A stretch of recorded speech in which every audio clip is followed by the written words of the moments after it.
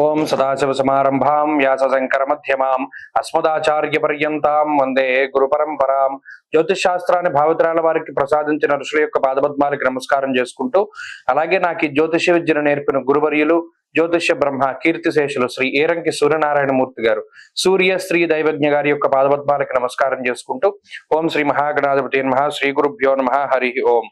వీక్షకులందరికీ నమస్కారం. మిథున రాశి వారికి ఈ వారం మిశ్రమమైనటువంటి గ్రహస్థితి గోచరిస్తూ ఉన్నది. ఈ రాశ్యాత్తు దశమ కేంద్రమందు గ్రహ సంపత్తి ఎక్కువగా ఉండడం, అనగా శనేశ్వరుడు, రవి, శుక్ర, బుధ, రాహుగ్రహాల యొక్క యుతి, వీటితో పాటు చంద్రుని యొక్క స్థితి. అయితే ఇది పక్కన పెడితే జన్మ కుజుని యొక్క దోషం పోయినది. కుజస్తంభన తొలగిపోవడం ద్వారా, జన్మ కుజుని యొక్క దోషం తొలగిపోవడం ద్వారా ఈ రాశి వారు అత్యంత శుభ ఫలితాలని పొందబోతారు.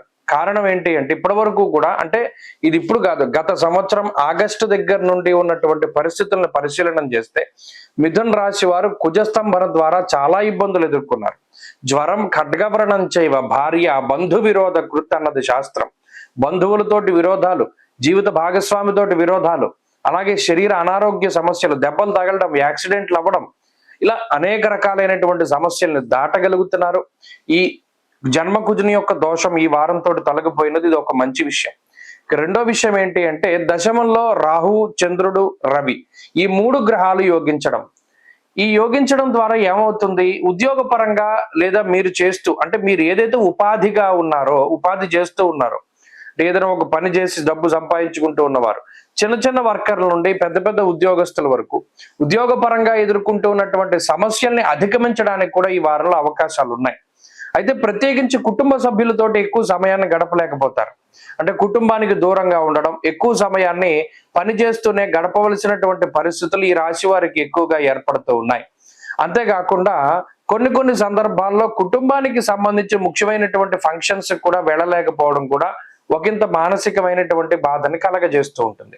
అయినప్పటికీ మీరు చేసేటువంటి వృత్తి, ఉద్యోగ, వ్యాపార, వ్యవహార, వ్యవసాయాదుల్లో శ్రమ చేయడం ద్వారా వచ్చేటువంటి ప్రతిఫలం చాలా ఎక్కువగా ఉంటుంది. అది ఒకంత మానసిక ప్రశాంతతను కలగజేస్తుంది. రెండో విషయం ఏంటి అంటే, అనారోగ్య సమస్యల నుండి బయటపడడం, అలాగే ప్రభుత్వపరమైనటువంటి ఏదైనా ఇబ్బందులు ఎదుర్కొంటూ ఉన్నా, న్యాయస్థానాలకు సంబంధించినటువంటి ఇబ్బందులు ఎదుర్కొంటూ ఉన్నా, వాటి నుండి బయటపడేటువంటి పరిస్థితికి కూడా ఈ గ్రహస్థితి కారణమవుతుంది.